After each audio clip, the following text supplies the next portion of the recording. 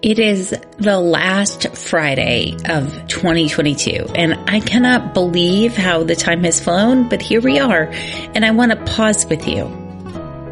Let's keep calm and mother on. Mothering is way too important to do alone, and way too serious to be serious all the time. My name is Christy Thomas, and I am here shoulder to shoulder with you, mothering and enjoying life together. This is the podcast where you can focus on being mindful and taking a deep breath with me and learning new things so you can pause and savor the amazing life you already have.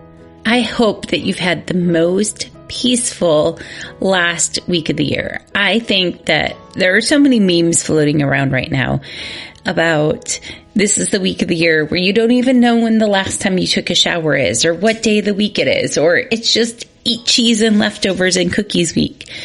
Whatever it is for you this week, I hope it has been a slower pace where you've been able to pause and enjoy this amazing life you already have. This week is the week I think is perfect for reflection. You don't have to set goals. I want to start off with that, right? There is a huge pressure. There are people selling programs. There are classes you can take. There are products you can buy.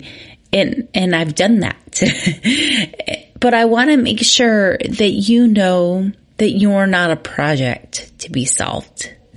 You are already wonderful. You're exactly the right human to be alive here on earth right now. You're exactly the right mom for your kids. And I'm so glad you're here. And in this week, I think it's a perfect time for reflection. And you don't have to set yourself up for high power goals that are going to add more stress to your life or make you feel less than. Because you're already enough. Who you are is what we need more of. We need more of your light and your love. So if you have any goal for 2023, I suggest one that includes squishing down your fears and taking more action, but you can decide what you want to do. Okay, now that we have that PSA, let's start reflecting about what journey 2022 gave us. And one of the things I like to do is scroll through the photos of my phone. And I am awful at taking photos off of my phone. So this is pretty easy. I have photos from January through now on my phone. And when I scroll back, I see the things that I found important enough to take pictures of, right? So what were those things for you? You don't have to answer me, but this is the process I'm doing and have done, and I wanted to share it with you. So I scroll through and I look at all the moments that I thought were amazing enough to slow down and capture, especially the ones that I took multiple photos of. And not just screenshots of funny memes. There are tons of those. Apparently, I have worked hard on my sense of humor in 2022. But there were photos of big transitions and family gatherings and small moments and new recipes tried and flowers and insects and sweaty selfies. Selfies where I knew that I looked pretty, so I wanted to take a picture of that moment. Right? Selfies for date nights. I guess it's not a selfie when you have your partner in the photo with you, right? But all those photos of trying new things. So when I look back on the photo roll of 2022, I can come up with an overall theme of 2022. How would I condense 2022 down into one or two sentences? Did something like pop into your head right away? For me, 2022 was actually a year filled with a significant amount of grief and growing. Between my injury and then losing my third grandparent in 6 months, I guess it was 8 months apart. There was a lot of grief and missing people that I had moved away from and trying to find new people and changes with my kids' education. There was a lot of grief in 2022. And in hindsight, I can see that. In the moment, that would have been harder for me to label. So what do I want my theme to be for 2023? So that's what I'm looking for, right? And I've decided that my theme is going to be, there are miracles everywhere I look. There are miracles everywhere I look is going to be my theme for 2023. So when I wake up in the morning, that's the sign that's going to be my kitchen sink. I'm going to wood burn a little square. I'm going to put a sticky note of that on my bathroom mirror. And I'm going to try to find a way to leave it in my car too, so I see it every time I get in the car. If you have any hints for that, I would love it. The next thing I did when I'm reflecting on 2022 this year is I decided to make a list of 22 lessons I've learned in 2022. And I am not going to share all of these with you, right? I just want you to walk through this process with me. There are some things in life that deserve to be password protected. And while you're my podcast BFF here, it's a big internet out there. But here are a couple. Healing takes time. Friendships are really important. Trying new things is scary and beautiful. Date nights are a must. And I can be a DC tour guide. So those are pretty specific to here, but those are a couple that were really important. The other one that was super important that I'm still leaning into and trying to build is that community cures loneliness.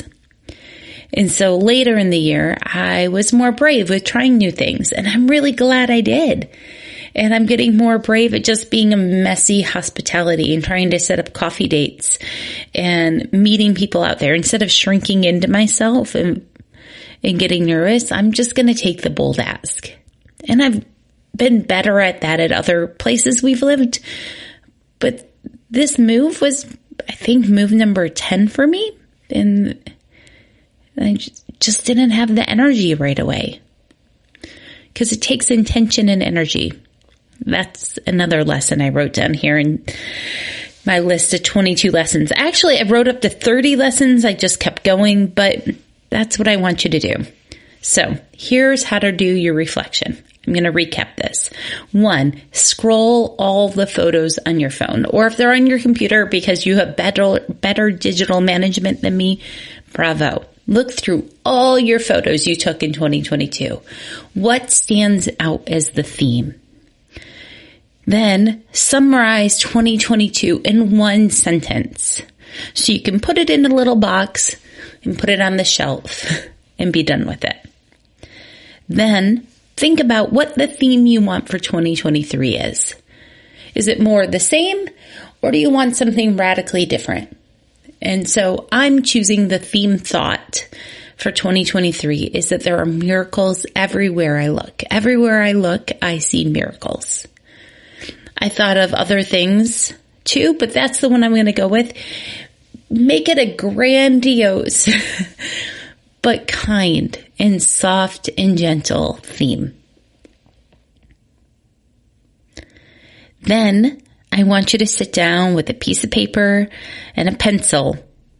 I guess you could do it in your notes app on your phone too, and write a list of 22 lessons you've learned in 2022.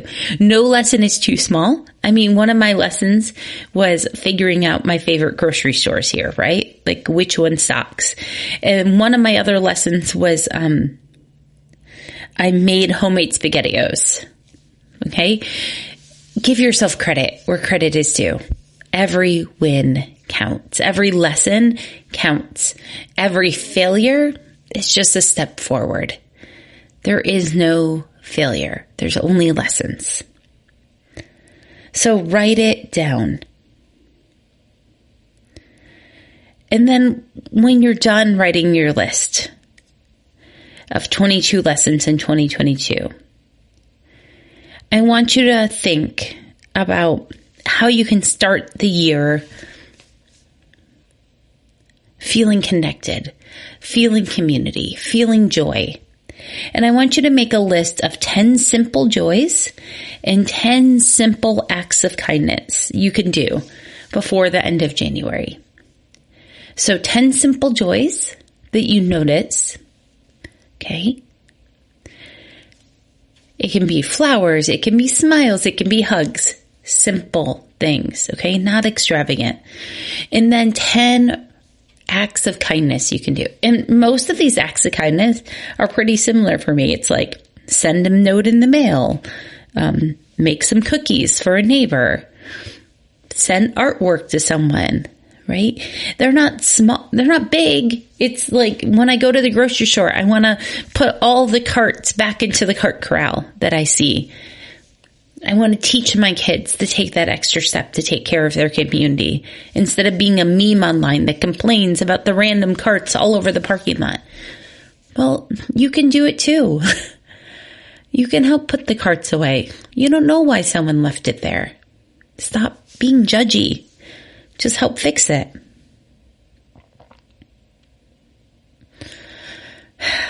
Thank you for reflecting with me.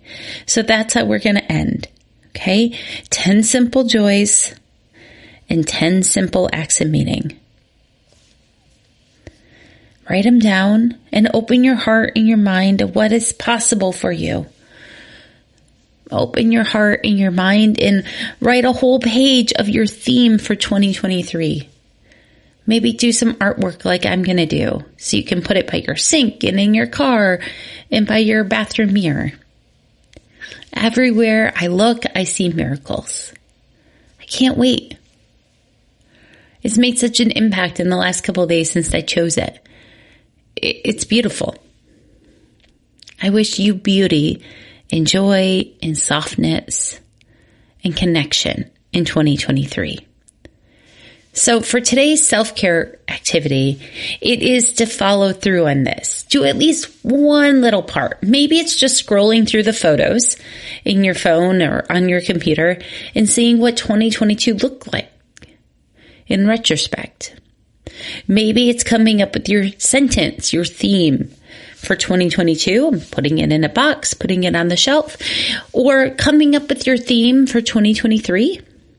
Maybe it is journaling your 22 lessons or brainstorming those 10 acts of kindness you can do before the month of January is done. We want to be ripples of hope for other people because I'm so glad you're here on earth with me.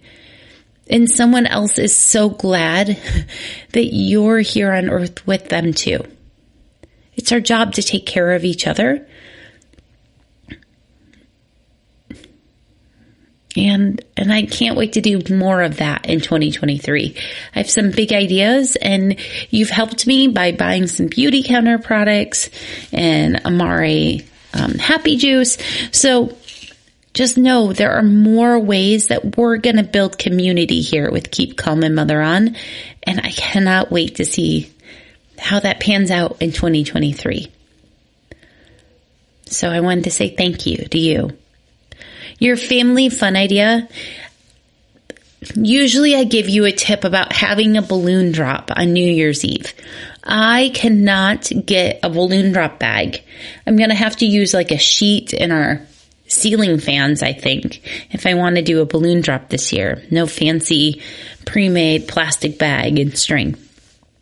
But also, it might be the year that you have kids that can stay up or can't stay up. So you get to decide.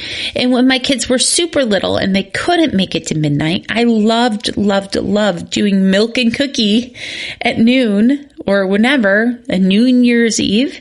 You can watch the countdown videos online. Thankfully, there are lots of them. And you can declare New Year's early. Okay, give yourself that permission. Or if you have big kids that are going to stay up all night, we've got a couple games picked out, a Hunt a Killer, Nancy Drew box that we're going to play. Don't know how it's going to go. And we're going to stay up and I'm probably going to make bags that are on the hour. So when we're running out of activities, when my brain's a little tired because I am not the world's best nighttime parent, then there will be simple things that we can do. One of them is going to be reflecting on our year and picking new words for 2023 together. I can't wait. I love to see what my kids think. They are the coolest humans, and I hope that you think that about your kids too. You're exactly the right mom for them, and I hope you have an amazing last couple days here in 2022. Thank you for listening, and follow me on Instagram. If you want help with skincare products or mental wellness, probiotics, let me know, and I would love to have that conversation. The best place to find me is in my email or on Instagram. Thank you, and I hope you have an amazing day.